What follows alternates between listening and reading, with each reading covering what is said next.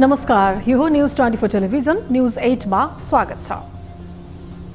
मुलुक चरम आर्थिक संकट उन्मुख अवस्थाबाट गुज्रिरहेको छ। अर्थतन्त्रको उन्नयनका लागि आन्दोलन र बन्द हडताल हानिकारक हुने भन्दै त्यसो नगरिदिन याचना गर्दै आएका उद्योगी व्यवसायीहरू नै निरुपाय भएर सडक आन्दोलनमा हुमिनेसम्मको स्थिति देखिँदैछ। विकास र समृद्धिको यात्रामा अनेकन बाधाहरू आइलागेका छन्। अवरुद्ध विकास, दयनीय विदेशी मुद्राको सञ्चिति, ब्याङ्किङ लगानीको खस्कदो अवस्था, उद्योग व्यवसायमा बढ्दो सङ्कट, बेरोजगारी, युवा पलायन, बढ्दो महँगी र आयात निर्भर अर्थतन्त्र यस्ता अनेकन समस्याका कारण देशको स्थिति थप जटिल बन्दै गएको छ।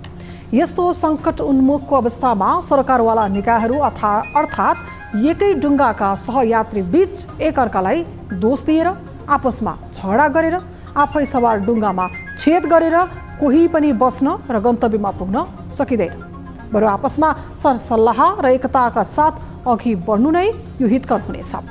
एकातिर देशको आर्थिक अवस्था झन्झन दयनीय बन्दै जाने, अर्कोतर्फ अलमल र अविश्वास पनि कायमै रहने र एकअर्कालाई दोष दिएर आफू चोखो बन्ने स्थिति कायमै रहने हो भने त्यो सरासर आत्मघाती परिणत हुनेछ। देशमा अर्थतन्त्रको जुन जटिल परिस्थिति छ यसलाई कसरी हुन्छ छिटोभन्दा छिटो अन्त्य गर्नका लागि नेपाल सरकार, अर्थ मन्त्रालय, राष्ट्र ब्याङ्क, उद्योग वाणिज्य महासङ्घ, ब्याङ्किङ क्षेत्र, उद्योगी व्यवसायी एवं अर्थ क्षेत्रका विज्ञसहित सरकारवालाहरूबीच आपसी संवाद, समन्वय र सहकार्यको वातावरण बढाउनु अनिवार्य छ। यही मर्मलाई आत्मसात गर्दै न्यूज 24 टेलिभिजनले आर्थिक क्षेत्रका अगुवा एवं सरकारवालाहरूलाई एकै मञ्चमा भेला गरेर समृद्धिमा सङ्कट विषयक बहस सम्पन्न गरेको छ। आगामी दिनहरूमा पनि अर्थतन्त्रसँग सरकारका बहुआयामिक गतिविधि र प्रस्तुतिहरू टेलिभिजन मार्फत प्रसारणमा आउनेछन्। त्यसकै आरम्भका रूपमा आज हामी अर्थतन्त्र विषय समाचार सामग्रीहरूमा बढी केन्द्रित हुनेछौँ।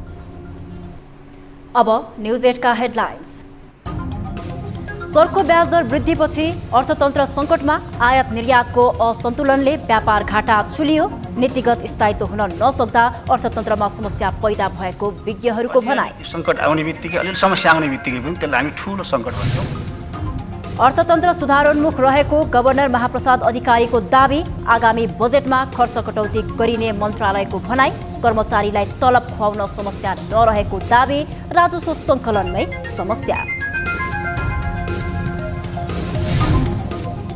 मन्त्री बन्न 2 करोड मागेको अडियो सार्वजनिक भएपछि रासपा सांसद ढाका कुमार श्रेष्ठमाथि कारबाही, रविका मान्छेले घुस मागेको खुलासा, आर्थिक लेनदेन पुष्टि भएमा कारबाही गर्ने चेतावनी। राष्ट्रपति प्रधानमन्त्री निवासदेखि सिंहदरबारको फोहोर नउठाउन काठमाडौँ महानगरका मेयर बालेन शाहको निर्देशन, मेयरले गैर जिम्मेवार ढङ्गले जनस्वास्थ्यमा खेलवाड गरेको आरोप।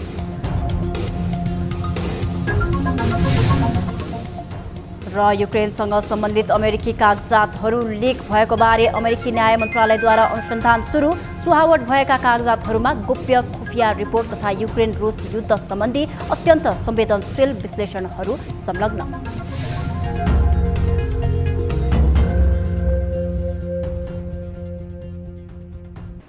हामी निरन्तर न्युजमा छौँ। नेपालको अर्थतन्त्रका विषयमा पछिल्ला दिनहरूमा अनेकन टिप्पणी भइरहेका छन्। कतिपयले अर्थतन्त्र धराशायी भएको भनिरहेका छन् भने कतिपयले अर्थतन्त्रमा समस्या देखे पनि सुधारमा ध्यान दिने हो भने स्थिति काबु बाहिर नजाने बताइरहेका छन्। अर्थतन्त्रको सुधारका लागि नीतिगत सुधारलाई पनि प्राथमिकतामा राख्नुपर्ने आवाजहरू समेत उठिरहेका छन्। एक रिपोर्ट।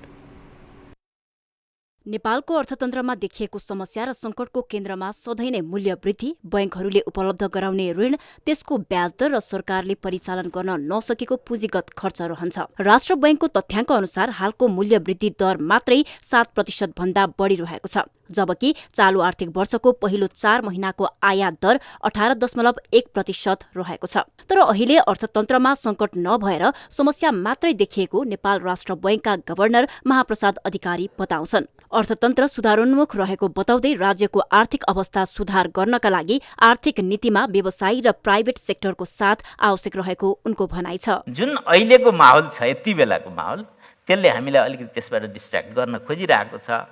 तर जुन लेभलको हामीले इन्फ्लेसन भनौँ अथवा एक्सटर्नल सेक्टरको अवस्था भनौँ, चाहे रिजर्भको चाहिँ कभरेज भनौँ, चाहे फाइनेन्सियल सेक्टर, यहाँ अघि फाइनेन्सियल सेक्टरको पनि कुरा आयो, प्याकुरेलजीले गरिराख्नु भएको, फाइनेन्सियल सेक्टरको सेफ्टी र साउन्डनेसमा कसैले शङ्का गर्नुपर्ने ठाउँ चाहिँ नेपालको सन्दर्भमा। गभर्नरले यस्तो बताइरहँदा नेपालको अर्थतन्त्र इतिहासमा 2079-80 को बजेट सबैभन्दा ठूलो हो, तर पनि वर्षको अन्त्यतिर आइपुग्दा पुँजीगत खर्च 1/3 पनि हुन सकेको छैन। चालु आर्थिक वर्षमा सरकारले निर्माण व्यवसायीहरूलाई मात्रै दिनुपर्ने रकम 60 अर्ब भन्दा बढी रहेको छ। यद्यपि सबैभन्दा बढी बजेट पाएका राष्ट्रिय गौरवका आयोजनाहरू भने लथालिङ्ग अवस्थामा छन्। पछिल्ला केही वर्ष यता पुँजीगत खर्च 70 देखि 75% मा खुम्चिँदा कुल जीडीपीको 45% बजेट घाटामा पुगेको छ भने राजस्व सङ्कलनमा पनि कमी आएको छ।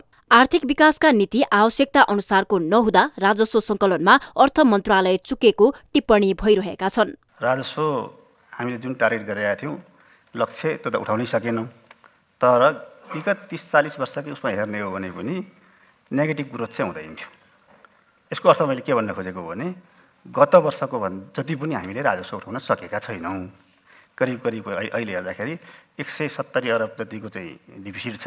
समग्र सर्वसाधारणहरूले बैंकहरूको ब्याज दर महँगो भएको भनिरहेको समयमा बैंकहरू भने ऋणसम्म दिन नसक्ने अवस्थामा रहेको बताउँदै आएका छन्। राष्ट्र बैंकको तथ्याङ्क अनुसार सन् 2019-2020 मा बैंक तथा वित्तीय संस्थाहरूको 3209 अर्ब रुपियाँको बैंकिङ ऋण रहेकोमा चालु आर्थिक वर्ष 2079-80 को फेब्रुअरीसम्म 4769 अर्ब रुपियाँ पुगेको छ। यो 3 वर्षमा बैंकहरूले लिएको झण्डै 1600 अर्ब रुपियाँको हिसाबको लेखाजोखा अहिले कसैसँग छैन। तथापि बैंकर्स एसोसिएसनका अध्यक्ष सुनिल केसी भने अर्थतन्त्र सुधारमा बैंकिङ क्षेत्र जिम्मेवार रहेको दावी गर्छन्। र हामीले आज 4800 अरब लगानी गरिरहँदाखेरि, टोटल लोनको लगानी गरिरहँदाखेरि प्राइभेट सेक्टरको त मेरो विचारमा 70-30 हुने हो भने 2000 अरबको लगानी होला। हामी चाहिँ 4800 अरबमा छौँ भन्दाखेरि हामीलाई यसलाई कसरी अगाडि लिएर जानुपर्छ, कसरी बचाउनुपर्छ भन्ने कुरामा हामी जहिले पनि सजग छौँ। र हामी यो यसरी कुनै पनि हामी एउटा नितान्त एकदमै हाइली रेगुलेटेड इन्भाइरोमेन्टमा छौँ, एकदमै राष्ट्र बैंकको निगरानीमा काम गरिरहेछौँ। अर्थतन्त्र सुधारको अवसर भएको बेला संरचनागत सुधारमा ध्यान नदिएको अर्थशास्त्री केशव आचार्य बताउँछन्। अवसर पाएको बेलामा हामीले यो मुलुकको भनौँ न औद्योगिक अलिक दीर्घकालीन लगानी गर्ने, यसको संरचनात्मक सुधार गर्ने भन्दा पनि हामी धेरै चाहिँ व्यवसाय, व्यापार, आयात व्यापारतिर मात्रै हामी गयौँ। अब चाहिँ त्यो सोच्नुपर्ने बेला भएको छ। अर्थतन्त्र सुधारमा गति लिन नसक्नुमा विद्यमान नीति जिम्मेवार रहेको देखिन्छ, किनभने कुनै पनि किसिमको अध्ययन अनुसन्धान बिना नै ठूला आयोजनाका योजनाहरू मात्रै सार्वजनिक गर्नु उचित देखिँदैन। यसकारण पनि नीति निर्माण र कार्यान्वयनमा ध्यान पुर्याउने कि। न्युज 24 टेलिभिजनका लागि टिभी जर्नलिस्ट सुस्मिता बानियाको रिपोर्ट। केही समय यता नेपालमा अर्थतन्त्र बहसको विषय पेचिलो बनिरहेको छ। त्यसको कारण हो बढिरहेको मूल्य वृद्धि, बैंकहरूले उपलब्ध गराउन नसकेको ऋण र त्यसको चर्को ब्याज दर तथा सरकारले परिचालन गर्न नसकेको विकास खर्च, जो सरकारसँग प्रत्यक्ष जोडिएका छन्। तर यी सबै क्षेत्र अस्थिर हुनुको दोष कसको त? एक रिपोर्ट। नेपालको अर्थतन्त्र सङ्कटको डिलमा छ। बैंकले ब्याज दर चर्को वृद्धि गरेको छ भने ब्याज दर वृद्धिकै कारण बैंकबाट कर्जा लिने अवस्था छैन। अहिले करिब विदेशी मुलुकबाट 13 खर्बको वस्तु आयात हुँदा स्वदेशबाट 1.5 खर्बको वस्तु मात्र निर्यात भएको तथ्याङ्कले देखाएको छ। आयातमुखी अर्थतन्त्रमा निर्भर रहेको मुलुकको व्यापार घाटा झनझन गहिरिँदै गएको छ। मुलुक आर्थिक सङ्कटको डिलमा रहिरहँदा समृद्धिमा सङ्कटबारे न्यूज 24 टेलिभिजनले आयोजना गरेको आर्थिक बहसमा भाग लिँदै उद्योग व्यवसायी तथा अर्थविदहरूले अर्थतन्त्रमा सङ्कट बढ्दै गएकोमा चिन्ता व्यक्त गरेका छन्। तर वर्तमान अवस्थामा अर्थतन्त्र सङ्कट हुनुमा आफूले कसैलाई दोष नदिने राष्ट्र बैंकका गभर्नर महाप्रसाद अधिकारी बताउँछन्। अर्थतन्त्र सङ्कट हुनुमा देशको रणनीति र योजनाकै कमी भएको उनको भनाइ छ। यहाँको क्वेसन दोष कसको भन्ने छ, म अरूलाई दोष दिन चाहन्न। यसमा हाम्रो प्लानिङ रणनीति नि कमी हो कि जस्तो मलाई लाग्छ। अर्थसचिव तोयाम रायले आर्थिक नीति बारम्बार बदलिरहँदा समस्या उत्पन्न भएको बताए। आर्थिक नीति कति समयका लागि भन्ने ठोस हुनुपर्नेमा उनको जोड छ। राज्यको नीतिमा दिगोपना नहुनु नै सङ्कटको मुख्य समस्या भएको रायको भनाइ छ। नीतिको छिटो छिटो हामी परिवर्तन गरिराखेका छौँ। अहिले यहाँ कुरा उठ्ला, फ्लोरमा कुरा उठ्न सक्छ। आज केही गर्न खोजिँदैछ, अर्को वर्ष त्यो नीति परिवर्तन हुन्छ। त्यस कारणले जबसम्म हामी के हो भनेदेखि चाहिँ ती पोलिसीहरू फोर्सिङ गर्ने गरी यो पोलिसी यति वर्ष जान्छ भनेर भन्न सक्दैनौँ, तबसम्म चाहिँ अलिअलि सङ्कट आउने बित्तिकै अलिअलि समस्या आउने बित्तिकै पनि त्यसलाई हामी ठुलो सङ्कट भन्छौँ। नेपाल उद्योग वाणिज्य महासङ्घका वरिष्ठ उपाध्यक्ष चन्द्रप्रसाद ढकालले मुलुकमा आर्थिक सङ्कट पैदा हुनुमा राष्ट्रिय र अन्तर्राष्ट्रिय गरी 2 कारण रहेको तर्क गरे, जसमा कतिपय नीतिगत स्थायित्व नहुनु नै सङ्कटको कारण रहेको उनको भनाइ छ। सरकार वा नियमनकारी निकायको कमजोरीका साथै कोरोना महामारीका कारण विश्वव्यापी समस्या उत्पन्न भएको उनले बताए। आज निजी क्षेत्रको चाहिँ हिसाबले हेर्दाखेरि डाक्टर साहब एउटा चाहिँ अहिलेको समस्या आउने चाहिँ एउटा चाहिँ डोमेस्टिक र एउटा इन्टरनेसनल लेभलको चाहिँ कारणबाट चाहिँ भएको भन्ने चाहिँ लाग्छ मलाई चाहिँ। नेपाल च्याम्बर एसोसिएसनका अध्यक्ष राजेन्द्र मल्लले पनि मुलुक आर्थिक सङ्कट उन्मुख भएको भन्दै चिन्ता व्यक्त गरे। उनले आर्थिक सङ्कट पैदा हुनु समग्र मुलुकको समस्या भएको बताए। मुलुकको समस्या हो जस्तो लाग्छ र यसमा चाहिँ पक्कै पनि हामी निजी क्षेत्र र सरकार मिलेर सहकार्य गर्नुपर्छ र चाहिँ कतिपय कुराहरू हाम्रो मुलुककै एउटा समस्याको रूपमा छ र चाहिँ बिना योजना होइन एउटा वितरणमुखीको काम हुने र चाहिँ युवालाई उत्पादनशील क्षेत्रतिर लगाउनलाई चाहिँ गृह कार्य नहुने। नेपाल उद्योग परिसङ्घका कार्यवाहक अध्यक्ष राजेश अग्रवालले पनि अर्थतन्त्रको नीतिगत समस्या औल्याए। अर्थतन्त्रको नीतिगत समस्या भए पनि राजनीतिक स्थायित्व मुख्य कारण रहेको अग्रवालको भनाइ छ। पोलिटिकल स्टेबिलिटी पनि एउटा ठुलो फ्याक्टर हो। पोलिटिकल स्टेबिलिटी आउँछ, त्यसपछि हामीहरू अगाडि बढ्छौँ, सेकेन्ड जेनेरेसन रिफर्म्स ल्याउँछौँ भन्ने कुरा गर्दा नै वर्षौँ वर्ष भइसक्यो होइन। त्यो कारणले हामीहरू यस्ता सङ्कटहरूको लागि तयारै भएन, हाम्रो सिस्टमै तयार भएन जस्तो मलाई लाग्छ। नेपाल बैंकर्स एसोसिएसनका अध्यक्ष सुनिल केसीले अहिले शताब्दीकै सबैभन्दा ठूलो महामारी पछिको अवस्थामा रहेको बताए। आन्तरिक र बाह्य दुवै कारणले केही अप्ठ्यारोहरू आइपरिरहेको केसीको भनाइ छ। हामी चाहिँ कहाँ छौँ भन्दाखेरि यो सेन्चुरीकै सबैभन्दा ठुलो पेन्डेमिक पछाडिको आफ्टर सकमा चाहिँ हामी छौँ र यो चाहिँ अलिकति अप्ठ्यारो स्थितिमा छौँ भनौँ, सङ्कटै भन्नुभन्दा पनि। र यो चाहिँ अब यसरी भइरहेको यसमा चाहिँ बाह्य कारणहरू र भित्री कारण दुवै कारणहरूले गर्दाखेरि चाहिँ समस्याहरू देखिया छन्, केही अप्ठ्यारोहरू देखिया छन्। अर्थशास्त्री केशव आचार्यले अर्थतन्त्र सङ्कट हुनुमा मुख्यतः यहाँका राजनीतिक दल र दलका नेताहरू नै जिम्मेवार रहेको टिप्पणी गरे। राजनीतिक दलहरूले आफ्नो दल सरकारमा भएका भन्दा बाहेक मुलुकका जल्दाबल्दा विषयमा कहिले पनि छलफल नगरेको आरोप लगाए। अब त्यहाँ चाहिँ कहिले पनि आफू सरकारमा भएको बेलामा बाहेक यो मुलुकका जल्दा बल्दा यो सामाजिक आर्थिक मुद्दामा कहिले पनि छलफल हुँदैन। मुलुकको अर्थतन्त्र सुधारका लागि सरकारको नीति कमजोर भएकाले आर्थिक नीति बलियो बनाउनु आवश्यक छ। त्यसैले विद्यमान आर्थिक नीति परिमार्जन गर्नेदेखि कार्यान्वयनमा सम्बन्धित निकायले जोड दिनुपर्ने देखिन्छ। न्यूज 24 टेलिभिजनका लागि बिजनेस ब्युरो। नेपालमा बैंकहरूले तरलता अभावलाई देखाउँदै गरेको ब्याज दर वृद्धिले उद्योगी व्यवसायीदेखि सर्वसाधारणसम्म मर्कामा परेका छन्। देशको अर्थतन्त्र जर्जर अवस्थामा पुगेको बेला सक्रिय बन्नुपर्ने निजी क्षेत्र नै ब्याज दरकै कारण स्थिर छ, जसकारण सुधारोन्मुख बन्नुपर्ने अर्थतन्त्र झनै सङ्कटको दिशातर्फ अघि बढिरहेको छ। एक रिपोर्ट। पछिल्लो समय अप्रत्याशित रूपमा बढिरहेको बैंकको ब्याज दरले उद्योगी व्यवसायीदेखि आम सर्वसाधारण मर्कामा परेका छन्। तरलता अभाव देखाउँदै निरन्तर भइरहेको ब्याज दर वृद्धिले ठूला उद्योगी व्यवसायीदेखि सामान्य व्यक्तिहरूले समेत समस्या भोग्नु परिरहेको छ। बैंकको ऋण र अत्याधिक ब्याज दरले थिचिएर मानिसहरू आत्मदाहको बाटो रोज्न बाध्य भइरहेका छन्। यतिबेला बैंकहरूले कर्जामा लाग्ने ब्याज दर 15% भन्दा माथि पुर्याएका छन्। नेपाल राष्ट्र बैंकले कर्जा र निक्षेप बीचको ब्याज दर अन्तर स्प्रेड दर 4.4% कायम गरेको छ। चैत महिनाभित्र उक्त स्प्रेड दरलाई 4.2 मा झार्ने र असारसम्म 4% कायम गर्ने लक्ष्य राष्ट्र बैंकको छ। हामीले इन्ट्रेस्ट रेट स्प्रेड तोकेका छौँ 4.4 छ अहिले। यो चैतभित्रमा त्यसलाई 4.2 पार्नुपर्छ र आषाढभित्रमा 4 मा झार्नुपर्छ भनेर ब्याङ्कहरूलाई हामीले भनेका छौँ। त्यो निर्देशन क्लियर निर्देशन छ। बैंकहरूको ब्याज दरले देशको अर्थतन्त्रमा समेत ठूलो प्रभाव पारिरहेको छ। बैंकहरूले अत्याधिक ब्याज असुल्दा उद्योग कल कारखाना धराशायी बनिरहेका छन्। ब्याज दर विरुद्ध व्यवसायीहरू सडकमा आन्दोलित हुनु परिरहेको छ। कतिपय व्यवसायीहरू व्यापार छोडेर पलायन भइरहेका छन्।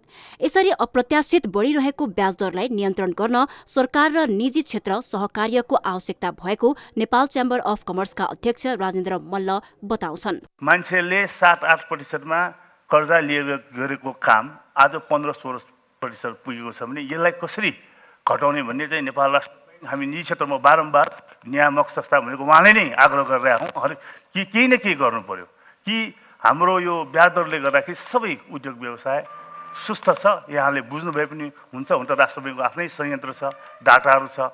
तर यो ब्याज दरलाई चाहिँ निम्ताउनको लागि हामीले एउटा सरकार निजी क्षेत्र सहकार्य गरौँ। देशमा आर्थिक सङ्कट सुलिँदै गएपछि बैंकको ब्याज दर पनि उकालो लागिरहेको छ। एउटा व्यक्तिले 7देखि 8% मा लिएको कर्जाको ब्याज यति बेला 15देखि 16% सम्म तिर्नु परेको गुनासोहरू पनि आउने गरेका छन्। तर नेपाल बैंकर्स एसोसिएसनका अध्यक्ष सुनिल केसी भने यो विषयलाई लिएर यस्तो धारणा प्रस्तुत गर्छन्। अहिले पनि हामीले 7.5 मा इन्ट्रेस्ट रेटमा दिएको लोनहरू 7.5 मै भइरहेको लोनहरू पनि अहिले छन् र अतिभन्दा 8.5, 9 मा भएको थुप्रै लोनहरू छन्। त्यति बेला हामीले एकदमैसँग गएर अफर गरेका थियौँ। मुलुकको बिग्रदो अर्थतन्त्रलाई चलायमान बनाउन पनि निजी क्षेत्रले आफ्नो गतिविधि बढाउनु पर्ने हुन्छ। तर पछिल्लो समय बैंकको ब्याज दरलाई कारण देखाएर निजी क्षेत्र स्थिर जस्तै बनेको छ। अर्थतन्त्रका सूचकहरू चलायमान बन्न सकेका छैनन्। यसले पनि नेपालको अर्थतन्त्र सुधारमा ठूलो धक्का पुगिरहेको छ। त्यसैले यस विषयमा सम्बन्धित सरकारवाला निकाय सचेत बन्न जरुरी छ। हामी निरन्तर न्यूजमा छौं। कोरोना संक्रमणको महामारीपछि विश्वका प्राय मुलुकहरूले आर्थिक संकट सामना गरिरहेका छन्। उद्योग धन्दा र कल कारखाना बन्द भएपछि उत्पादनमा ह्रास छ र आर्थिक गतिविधि ठप्प प्राय छन्। यस्तो अवस्थाले नेपाल समेत प्रभावित छ। अहिले अर्थतन्त्र संकटमा रहेकाले खर्चमा मितव्ययिता अपनाउनु पर्ने अवस्था आएको भन्दै गर्दा के कर्मचारीलाई तलब खुवाउन समेत ऋण लिनुपर्ने अवस्था आएकै हो त? आम चासो पर्दो छ। एक रिपोर्ट। अर्थतन्त्र संकटमा रहेको भाष्य यति बेला स्थापित जस्तै बन्न पुगेको छ। अर्थतन्त्रको समस्या कहाँ हो र यसलाई उकास्ने विधि के हो भन्ने भन्दा पनि बहस र छलफल अन्यन्त्रै मोडिएका कारण पनि अर्थतन्त्र थप संकटमा पुग्न थालेको बताइन्छ। सरकारी निकायबीच नै अर्थतन्त्रबारे एकमत देखिन्न। अर्थ मन्त्रालय र राष्ट्र बैंकले गर्ने दाबीहरू नै फरक किन देखिन्छन्? यी र यस्तै प्रश्नले आम मानिसलाई थप पिरोल्ने गरेको छ। अर्थ मन्त्रालयका अनुसार अर्थतन्त्र संकटमा नरहे पनि आगामी वर्षमा खर्च कटौती गरिने तयारी छ। आगामी बजेटमा खर्च कटौतीको विषयलाई भने उच्च प्राथमिकतामा राख्ने विषय मन्त्रालयको रोजाइमा देखिन्छ। अनावश्यक खर्च कटौती संकटमा मात्रै नभई हरेक समयमा गर्नुपर्ने काम हो। तर संकटलाई देखाएर किन यस्तो विषय सार्वजनिक गरिँदैछ? यसको जवाफ भने कसैले दिने गरेका छैनन्। मन्त्रालयका सचिव तोयम रायले आर्थिक संकटमा मुलुक फसे पनि कर्मचारीलाई तलब खुवाउनका लागि ऋण लिनुपर्ने अवस्था भने नआएको बताउँछन्। कुनै एउटा वर्षमा अलिकति बढी खर्च हो। अब हाम्रो के भने हिस्ट्री हेर्ने हो भनेदेखि चाहिँ कुनै चाहिँ आर्थिक वर्षमा हामीले 200 अरब प्लस पनि हाम्रो चाहिँ ट्रेजरी माइनस भएको अवस्था पनि छ। त्यस कारणले एकै वर्षमा अलिकति हुने बित्तिकै डराइहाल्नुपर्ने अवस्था चाहिँ होइन र के भने अहिले तलबै खान पाइँदैन भन्ने अवस्था होइन। तर हामीले चाहिँ के यस्ता के भने अनुपात खर्चहरू छन् अथवा चालु खर्च पनि के यस्ता खर्चहरू छन् त्यसलाई नियन्त्रण चाहिँ गर्नैपर्छ।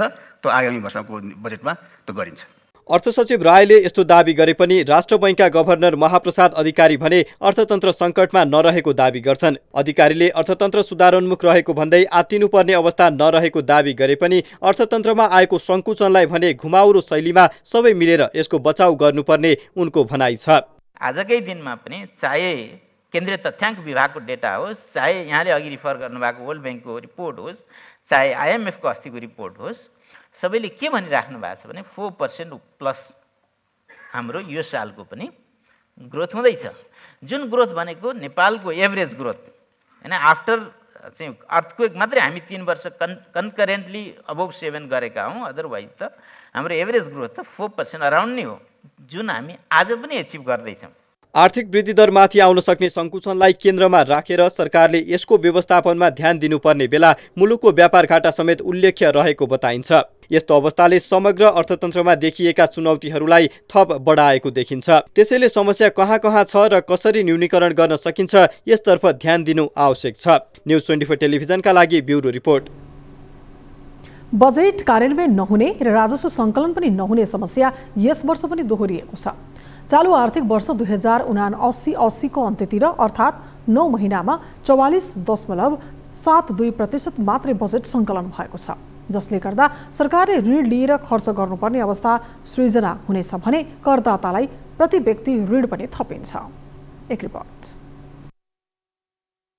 सरकारले चालु आर्थिक वर्षमा 14 खर्ब 3 अर्ब राजस्व सङ्कलन गर्ने लक्ष्य लिएको छ, तर चालु आर्थिक वर्षको 9 महिनामा लक्ष्य अनुसार आधा पनि राजस्व उठ्न सकेको छैन, जसले गर्दा नेपालमा हाल सरकारी राजस्वले चालु खर्च धान्न सक्ने अवस्था छैन। महालेखा नियन्त्रक कार्यालयको तथ्याङ्क अनुसार चालु आर्थिक वर्षको फागुनसम्ममा 44% मात्रै राजस्व सङ्कलन भएको छ। चालु खर्च पनि बढी नै रहेको अवस्था छ। पुँजीगत खर्च बढ्न नसके पनि चालु खर्च नियमित भइरहने तर राजस्व सङ्कलन लक्ष्य अनुसार नहुने समस्या अहिले पनि कायमै छ। यो समस्या भने आजको मात्रै होइन, तर सबैभन्दा बढी बजेट विनियोजन हुँदा पनि यिनै समस्या दोहोरिरहनु चिन्ताको विषय हो। त्यसकारण पनि राजस्व चुहावटमा कडाई आवश्यक रहेको अर्थ सचिव तोयम राय बताउँछन्। तपाईहरु जसले ट्याक्स कानुन तिर्नु भएको छ उहाँहरूलाई भनेकै छैन नि, तिर्नु भएको छैन भने त्यो कडा गर्ने भने हो, त्यो कडा गर्ने नै हो।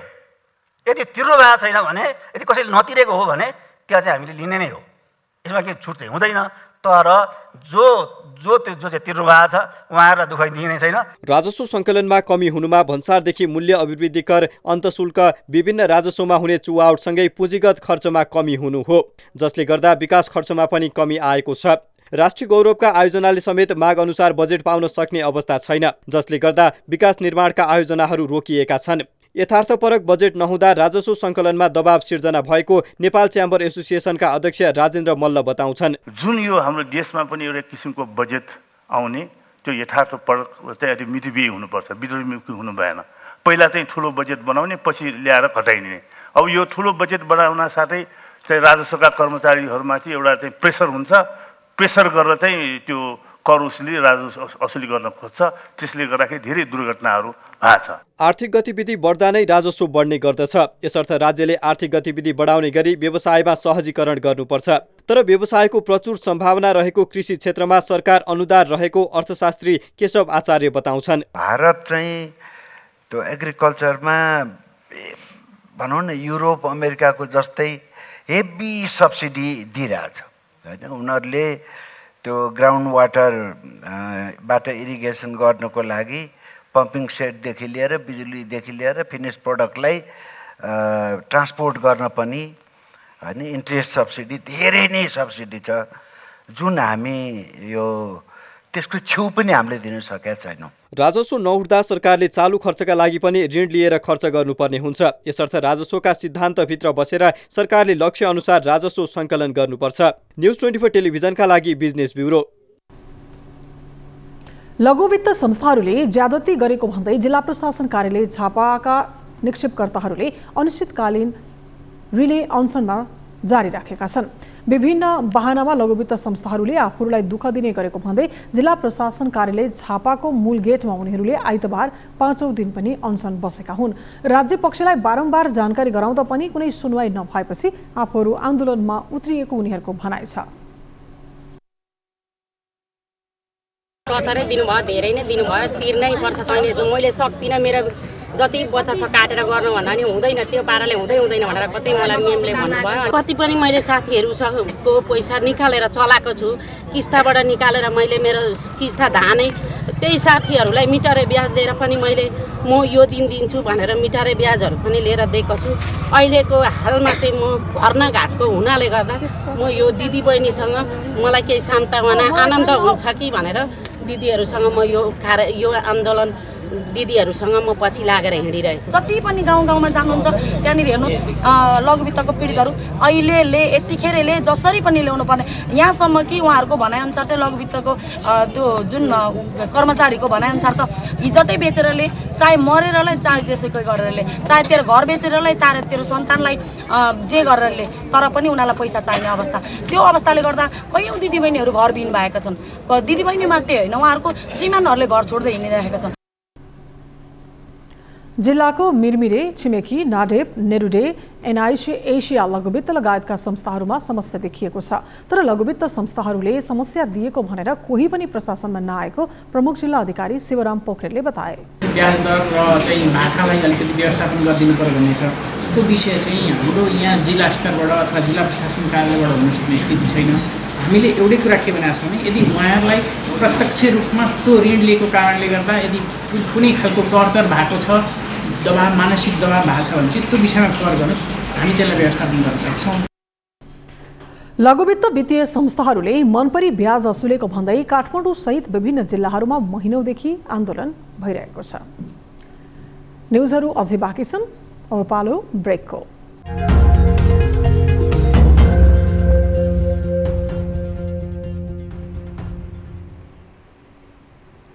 हामी निरन्तर न्युजमा छौँ। राष्ट्रिय स्वतन्त्र पार्टीबाट समानुपातिक सांसद बनेका ढाका कुमार श्रेष्ठको आर्थिक लेनदेनको अडियो सार्वजनिक भएपछि राजनीतिक वृत्तमा विभिन्न कोणबाट टिप्पणी सुरु भएका छन्। विवादित अडियो सार्वजनिक भएसँगै रासोपाले उनलाई कारबाही गरेको पनि छ। तर सांसद श्रेष्ठ विवादमा परेको यो पहिलो घटना भने होइन। एक रिपोर्ट। गएको पुस 10 गते एमाले माओवादी गठबन्धनको सरकार बन्यो। रासोपा पनि सोही गठबन्धनको सहयात्री दल बन्यो। न्यूनतम साझा कार्यक्रम ल्याएर सरकारमा तामझामका साथ होमिएको रासोपा पार्टी सभापति रवि लामिछानेको नागरिकता विवादमा सांसद पद गुमेसँगै सरकारबाट बाहिरियो। रासोपा सरकारबाट बाहिरिए पनि उनले सरकारमा जान थुप्रै असफल कोसिस गरेको तथ्य प्रष्ट छ। सरकारबाट बाहिरिए पनि सरकारलाई दिएको समर्थन फिर्ता नलिई प्रधानमन्त्री पुष्पकमल दाहाल प्रचण्डलाई दिएको समर्थन कायम राख्यो रासोपाले। प्रचण्डले दोस्रो पटक लिएको विश्वासको मतमा पनि सहभागी दल हो रासोपा। रासोपा यति बेला उपचुनावमा केन्द्रित छ। तर पार्टीका समानुपातिक सांसद ढाका कुमार श्रेष्ठको अडियो प्रकरणले रासोपाको राजनैतिक जीवन फेरि गिजोलिएको छ। विवादित छविका व्यवसायी दुर्गा प्रसाईसँग ढाका कुमारले आफू स्वास्थ्य मन्त्री बन्न लागेको र त्यसका लागि पार्टीलाई 2 करोड रुपैयाँ सहयोग चाहिएकोले सहयोग गर्न भन्दै रकम मागेको अडियो सार्वजनिक भएको छ। यो अडियो दुईजना बीचको हो भन्ने स्वतन्त्र पुष्टि हुन नसके पनि यसको जाँच हुने नै छ। तर सांसद ढाका कुमार यसरी विवादमा तानिएको पहिलो पटक भने होइन। यसअघि प्रचण्ड सरकारमा रासोपा सामेल हुने चर्चा थियो। त्यसबेला रासोपाले पनि स्वास्थ्य मन्त्रालयका लागि ठूलो लबिङ गरेको थियो। तर अन्तिममा स्वास्थ्य राज्यमन्त्री पाएको रासोपाले ढाका कुमार सहकारी विवादमा परेपछि डाक्टर तोसीमा कार्कीलाई मन्त्री बनाएको थियो।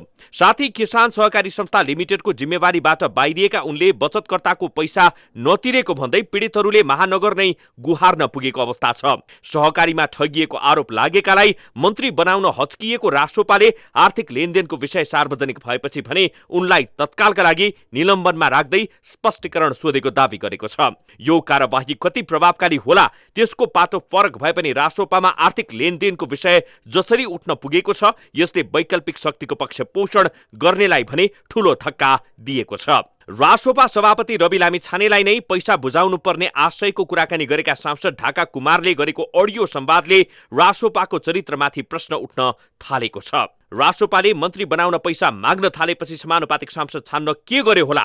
सर्वसाधारणले सामाजिक सञ्जालमा प्रश्न गर्न थालेका छन्। उपचुनावको मुखैमा सार्वजनिक भएको अडियोले कस्तो परिणाम देला यसबारे थाहा पाउन भने केही समय कुर्नै पर्नेछ। न्युज 24 टेलिभिजनका लागि राजनैतिक ब्युरोको रिपोर्ट। हामी निरन्तर न्युजमा छौँ। काठमाडौँ महानगरपालिकाका मेयर बालेन्द्र शाह बालेनले 3 प्रमुख प्रशासकीय क्षेत्रको फोहोर नउठाउन निर्देशन दिएका छन्। सिंहदरबार, बालुवाटार, शीतल निवासको फोहोर नउठाउन निर्देशन दिएका मेयर शाहले संघीय सरकारसँग द्वन्द्वको अवस्था झल्काएका छन्। तर सरकार बीचको यो द्वन्द्वले नागरिक स्वास्थ्यमाथि फोहोरले पार्ने प्रत्यक्ष प्रभावको जिम्मा भने कसले लिने? नागरिक स्वास्थ्यमाथि देखिने यस्तो खेलवाडलाई सामान्य रूपमा लिन मिल्छ त? एक रिपोर्ट। काठमाडौँ महानगरपालिका र संघीय सरकारबीच पछिल्ला दिनहरूमा द्वन्द्व उत्कर्षमा पुगेको छ। महानगरले नदी किनारका बस्ती हटाउन थालेको प्रयासलाई संघीय सरकारले सहयोग नगरेको भन्दै मेयर बालेन शाह आक्रोशमा छन्। परिणामस्वरूप उनले मुलुकको प्रमुख प्रशासनिक केन्द्र सिंहदरबारको फोहोर नउठ्ने नीति अख्तियार गरेका छन्। उनले नेताहरूलाई सिसडोल र बन्चरे डाँडामा लगेर डम्प गर्नुपर्ने भन्दै आक्रोश समेत पोखेका छन्। मेयर शाहले एकपछि अर्को गर्दै पोखिरहेको आक्रोशलाई संघीय प्रणालीमा सुधार ल्याउन र स्थानीय तहलाई अधिकार दिन गरेको अपिलको रूपमा लिन सकिए पनि फोहोर नउठाउने विषय सार्वजनिक हित विपरीतको विषय हो। यो जनस्वास्थ्यमा प्रत्यक्ष जोडिने विषय हो। काठमाडौँ महानगरपालिकाको फोहोर व्यवस्थापनका लागि सिसडोल र बन्चरे डाँडामा लगेर फाल्ने गरिएको छ। त्यस क्षेत्रका बासिन्दाले बेला बेलामा स्वास्थ्यमा प्रतिकूल असर परेको भन्दै आन्दोलन समेत गर्ने गरेका छन्। यसरी नै काठमाडौँ उपत्यका समेत विश्वमा प्रदूषणको मात्रा धेरै भएको सहरमा पर्ने गर्छ। विश्व स्वास्थ्य संगठन WHO का अनुसार एयर क्वालिटी इन्डेक्स AQI 50 भन्दा बढी रहेको वातावरण मानव स्वास्थ्यका लागि घातक हुँदै जान्छ। यो जति बढ्दै गयो त्यति नै अस्वस्थकर भन्ने बुझाउँछ। AQI ले वायुमा मिसिएका आँखाले देख्न नसकिने 2.5 माइक्रोन भन्दा साना कण, sulphur, nitrogen oxide, carbon monoxide आदिको मात्रालाई बुझाउँछ। पछिल्लो समय तीव्र औद्योगिकरणले विश्वभर नै वायु प्रदूषणको स्तर घातक बन्दै गएको देखिन्छ। धेरै देशहरूले वायु प्रदूषणको सामना गरिरहेको सन्दर्भमा IQ एयरले सन् 2022 मार्च 4 मा देखाएको वायु गुणस्तर सम्बन्धी तथ्याङ्क अनुसार विश्वका 131 देशहरूमध्ये धेरै वायु प्रदूषण हुने देशहरूमा नेपाल 16औं स्थानमा रहेको छ। तथ्यले नै डरलाग्दो अवस्था देखाइरहेको बेला फोहोर नउठाउने निर्णय गर्दै मेयर शाहले जनस्वास्थ्यमा खेलवाड गर्न थालेको टिप्पणी हुन थालेको छ। प्रदूषणका कारण काठमाडौँ उपत्यकामा मात्रै बसेनी हजारौं जनाले ज्यान गुमाउने गरेको बताइन्छ। यस्तो अवस्थामा फोहोरलाई थप सड्न दिनु अत्यन्तै संवेदनशील विषय हो। फोहोर व्यवस्थापनको जिम्मा पाएको निकायले सांकेतिक रूपमा विरोध गरे पनि बालहट जसरी फोहोर नै उठाउँदैनौ भन्नु नागरिक स्वास्थ्यमाथिको खेलमा ठहरिन्छ। यसैतर्फ ध्यान दिई बुद्धिमत्तापूर्वक समस्याको समाधान खोज्नु आवश्यक देखिन्छ। न्युज 24 टेलिभिजनका लागि राजनीतिक ब्युरो। अब बिजनेस न्युज।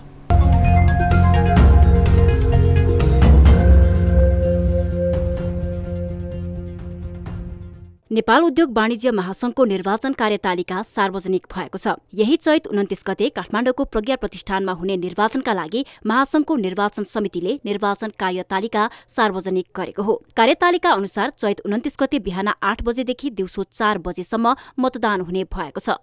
कुनै कारणवश बिहान 8 बजेदेखि निर्वाचन हुन नसकेमा निर्वाचन रोकेर समय तालिका समेत थपिनेछ। निर्वाचनमा पहिलो चरण वरिष्ठ उपाध्यक्षको उम्मेद्वारले 50% भन्दा बढी मत ल्याउनु पर्ने प्रावधान रहेको छ। यदि कुनै उम्मेद्वारले 50% मत ल्याउन नसकेको खण्डमा दोस्रो चरणको मतदान हुनेछ। दोस्रो चरणको मतदान चैत 30 गते नै दिउँसो 11 देखि साँझ 5 बजेसम्म हुनेछ। मतदाताले मतदान केन्द्रमा मोबाइल, क्यामेरा, सलाई, लाइटर लगायतका प्रज्वलनशील पदार्थ लग्न पाइने छैन।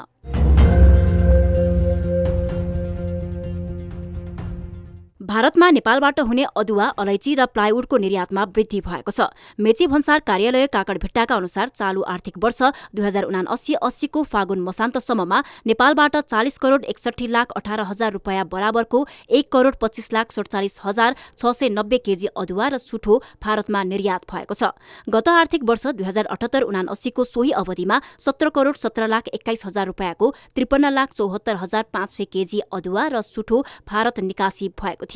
यस्तै चालु आर्थिक वर्षको फागुन मसान्तसम्ममा 5 अर्ब 84 करोड 46 लाख 72 हजार रुपैयाँको 72 लाख 21 हजार 374 केजी अलैची भारत निर्यात भएको छ। 1 अर्ब 10 करोड 91 लाख रुपैयाँको 3 करोड 68 लाख 68 हजार 600 क्युबिक फिट प्लाइवुड निर्यात भएको छ। खस्कदो निर्यातको अवस्थालाई उद्योग वाणिज्य महासंघले गम्भीरतापूर्वक लिएको र निर्यातको प्रतिस्पर्धात्मक क्षमता बढाउन सके निर्यात वृद्धि हुने निजी क्षेत्रको अपेक्षा छ।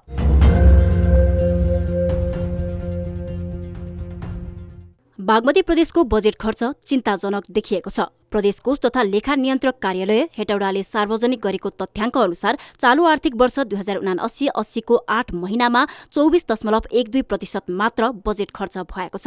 बागमती प्रदेश सरकारले 70 अर्ब 93 करोड 93 लाख रुपियाँको बजेट ल्याएकोमा फागुन मसान्तसम्म जम्मा 17 अर्ब 11 करोड 8 लाख रुपियाँ मात्र खर्च गरेको छ, जसमा चालू खर्च 9 अर्ब 24 करोड 42 लाख रुपियाँ अर्थात् 34.14% र पुँजीगत खर्च 7 अर्ब 26 करोड 66 लाख रुपियाँ अर्थात् 17.36% खर्च गरेको छ।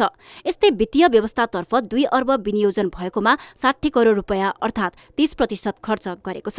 बागमती प्रदेशका 119 स्थानीय तहले 5 अर्ब 16 करोड 98 लाख अर्थात् 61.16% बजेट खर्च गरेका छन्।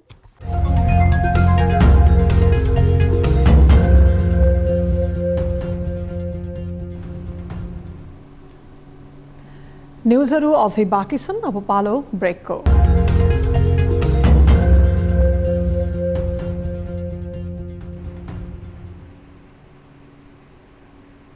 हामी निरन्तर न्युजमा छौँ। शहीद स्मारक ए डिभिजन लिग फुटबलमा साबिक विजेता मछिन्द्र फुटबल क्लबले दोस्रो जित निकालेको छ। त्रिपुरेश्वर स्थित दशरथ रङ्गशालामा आज भएको खेलमा सङ्कटा क्लबलाई 2-1 गोल अन्तरले पराजित गर्दै मछिन्द्रले दोस्रो जित निकालेको हो। मछिन्द्रको जितमा विमल घरती मगर र आफिज ओलावालीले 1-1 गोल गरे। सङ्कटाका लागि मनिष डाङ्गीले 1 गोल फर्काए। खेलको 20औं मिनेटमा विमलले गोल गर्दै मछिन्द्रलाई सुरुवाती अग्रता दिलाएका थिए, तर 22औं मिनेटमा मनिषले गोल गर्दै सङ्कटालाई 1-1 गोलको बराबरीमा ल्याए। त्यसपछि खेलको 46औं मिनेटमा ओलावालीले गोल गर्दै मछिन्द्रलाई 2-1 को जित दिलाए। जितसँगै मछिन्द्रले 7 खेलमा 9 अङ्क जोडेको छ। मछिन्द्र 7औं स्थानमा उक्लिएको छ। सङ्कटाको यो दोस्रो हार हो। सङ्कटा 9 अङ्क जोडेर 8औं स्थानमा रहेको छ। आइतबार नै भएको अर्को खेलमा न्युरो टिम एनआरटीले पहिलो जित निकालेको छ। सातोबाटो स्थित एन्फा कम्प्लेक्समा भएको खेलमा एनआरटीले हिमालयन शेर्पालाई 2-1 गोल अन्तरले पराजित गरेको हो। एनआरटीका लागि 14औं मिनेटमा खमेर गिल्सन र 89औं मिनेटमा जेनिस प्रजापतिले गोल गरे। हिमालयन शेर्पाका लागि खेलको 67औं मिनेटमा रोहन खड्कीले 1 गोल फर्काएका थिए। जितसँगै एनआरटीले 7 खेलमा 6 अङ्क जोडेको छ। हिमालयनले 7 खेलमा 7 अङ्क जोडेको छ। हामी निरन्तर न्युजमा छौँ। अब वेदर अपडेट।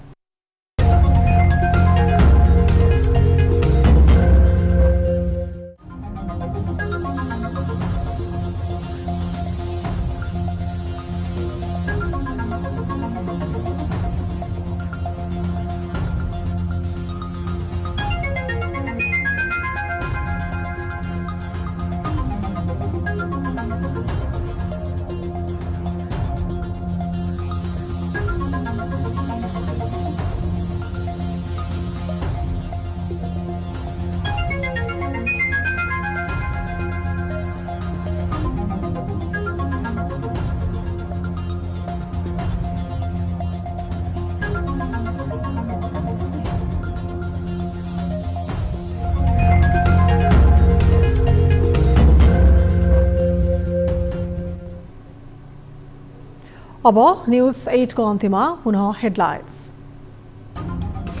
चर्को ब्याज दर वृद्धिपछि अर्थतन्त्र सङ्कटमा। आयात निर्यातको असन्तुलनले व्यापार घाटा चुलियो।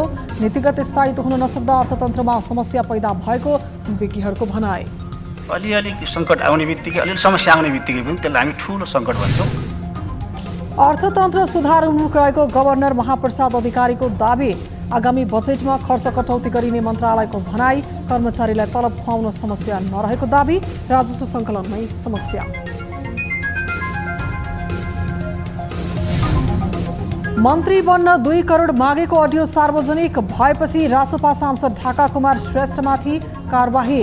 रविका मान्छेले घुस मागेको खुलासा। आर्थिक लेनदेन पुष्टि भएमा कारबाही गर्ने चेतावनी।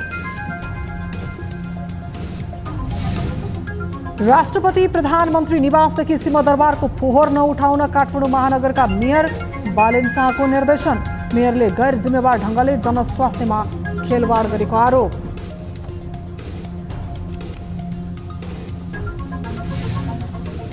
र युक्रेनसँग सम्बन्धित अमेरिकी कागजातहरू लिक भएको बारे अमेरिकी न्याय मन्त्रालयद्वारा अनुसन्धान सुरु। सुहावट भएका कागजातहरूमा गोप्य खुफिया रिपोर्ट तथा युक्रेन रुस युद्ध सम्बन्धी अत्यन्त संवेदनशील विश्लेषणहरू संलग्न।